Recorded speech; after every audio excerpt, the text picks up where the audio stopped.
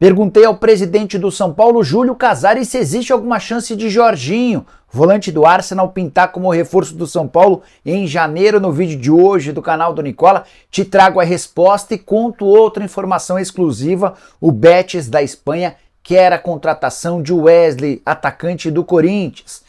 Preciso te contar se existe alguma chance de Vojvoda, técnico do Fortaleza, pintar no Flamengo. Falo também sobre o Endrick, o atacante do Palmeiras, que desencantou depois de um longo jejum. Vai ser ele a solução alviverde para o confronto contra o Boca. Tem ainda informação importante sobre Ronaldo Fenômeno e o investimento dele no Cruzeiro. Tudo sobre o Santos, que venceu e despachou a zona do rebaixamento, pelo menos de forma momentânea. As últimas do mercado, bastidores, finanças e muito mais. Tudo isso a partir de agora, não sem antes me apresentar. Me chamo Jorge Nicola, jornalista esportivo, e o objetivo por aqui é deixar você por dentro de tudo que está rolando com o seu clube do coração. Para você que não me conhece, além do canal no YouTube, tem um blog no R7 e também sou comentarista da Rádio 98. Estou de segunda a sexta no programa 98 Esportes, das 8 às 10 da manhã, com um boletim super informativo. Bora começar o nosso vídeo contando que ele tem um oferecimento de 1xBet. Estou colocando na tela jogos dessa segunda-feira, jogos interessantes, com cotações bem legais, iniciando pelo Campeonato Brasileiro com Botafogo e Goiás. Estou indo de vitória do Botafogo a R$ 1,55. No Campeonato Inglês, Fulham e Chelsea. Será que o Chelsea desencanta? Estou imaginando que também vence. Para completar Campeonato Espanhol com Las Palmas e Celta, minha sugestão é de empate. Para você participar no 1xBet é super simples. Pega o link que está no comentário fixo, já faz seu cadastro agora mesmo e não esquece de usar o código Nicola. A partir daí você passa a ter 100% de bônus no valor do seu depósito. Combinado? Bora começar o vídeo com o tradicional giro de notícias, e a primeira informação é sobre o Boca Juniors, rival do Palmeiras, na próxima quinta-feira, jogo de volta da semifinal da Libertadores. O Boca entrou com um time completamente reserva no clássico contra o River Plate, dentro de casa pelo Campeonato Argentino. Resultado final, derrota por 2-0. O único titular do Boca foi o Romero, goleiro. No decorrer do jogo, o Almirón até colocou alguns titulares, mas não foi suficiente para evitar a derrota. Bora contar que o locutor da Vila Belmiro, palco do jogo entre Santos e Vasco, vitória do Santos por 4-1, esse locutor tirou sarro do Vasco durante a apresentação e escalação dos times. Ele se referiu ao Cruz Maltino da seguinte maneira, abre aspas, vamos agora à escalação do Vasco, o time que mais conhece a Série B do Brasil, fecha aspas, repercussão extremamente grande, torcedores do Vasco revoltados e o pessoal do Santos achando o maior barato.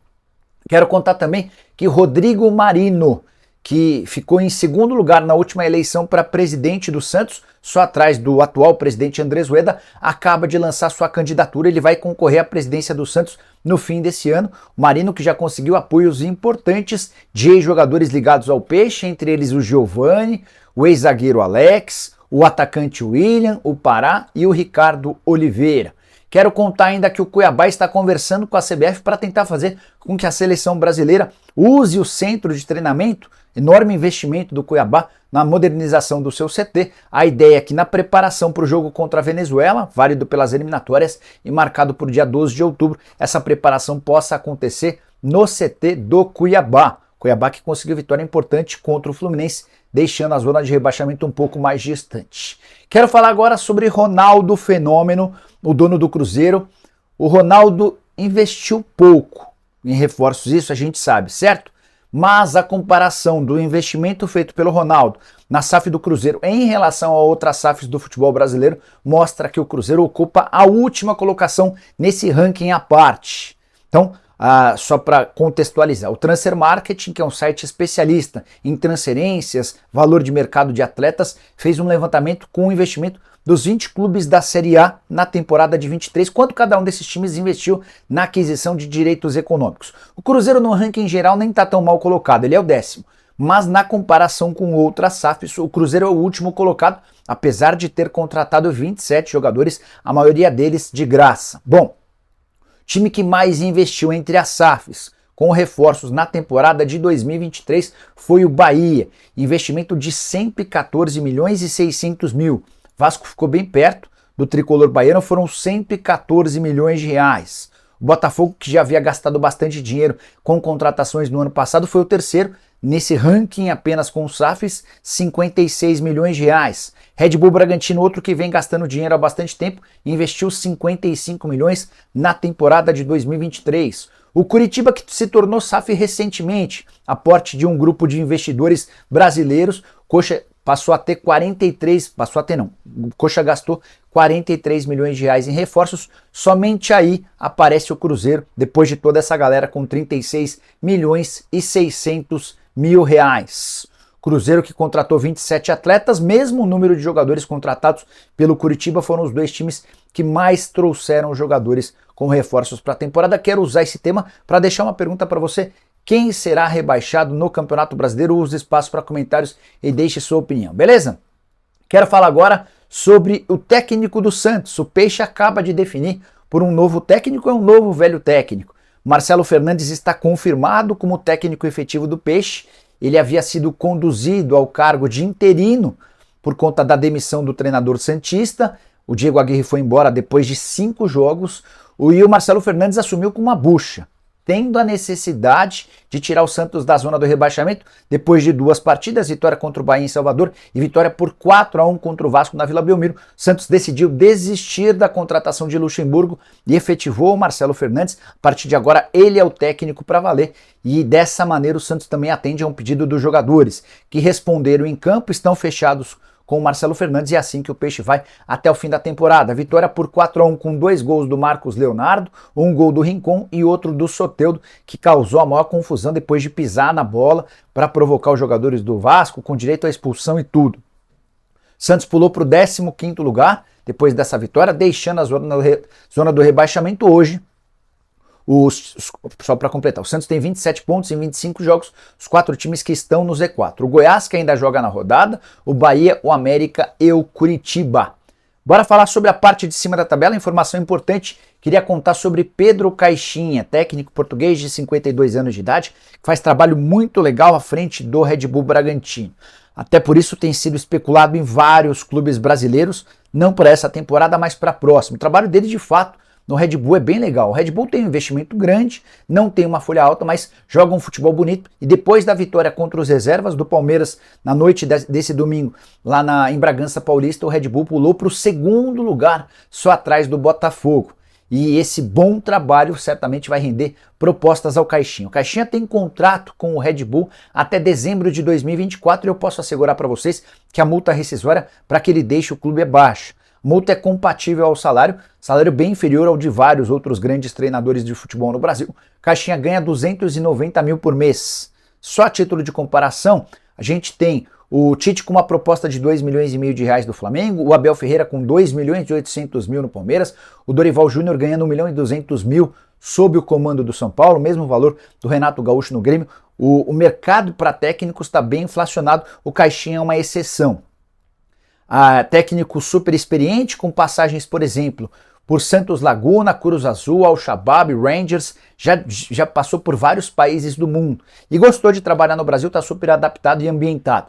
Antes de começar a gravar esse vídeo, eu até conversei com uma fonte minha lá no Red Bull, a pessoa admitiu que a multa é baixa, tem a convicção de que o Pedro Caixinha e o Juninho Capixaba serão os mais assediados pelo mercado brasileiro. O Juninho está jogando muita bola pela lateral, às vezes até como meia do Red Bull Bragantino, mas essa pessoa aposta que o Pedro Caixinha não deixará o Red Bull Bragantino para trabalhar num outro clube brasileiro. Se for para sair, a tendência é que ele vá para fora. Caixinha gostou daquilo que viu e tem vivenciado no Red Bull Bragantino. Se você tem assistido há pouco jogos do Red Bull, dê uma olhada, bem legal o trabalho dele.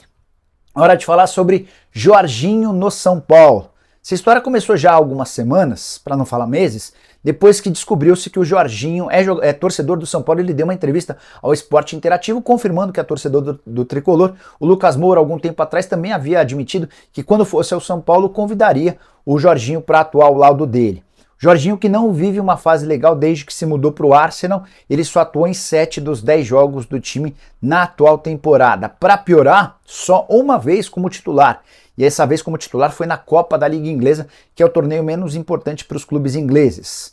Na Premier League ele soma 5 jogos, mas apenas 72 minutos na soma de todas essas partidas, ou seja, um cara completamente fora dos planos do Mikel Arteta.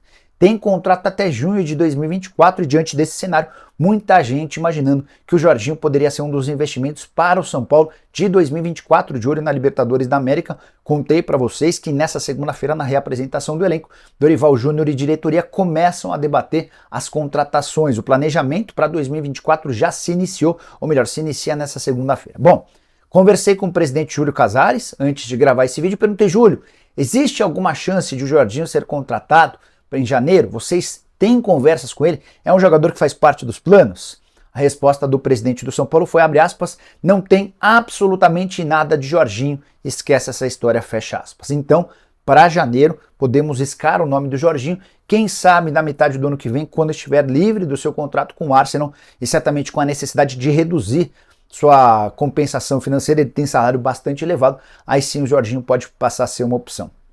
Só para arrematar sobre o tricolor, informação importante, na semana passada eu havia dito que mesmo que fosse campeão contra o Flamengo, São Paulo não tinha nada preparado de festa para o pós-jogo.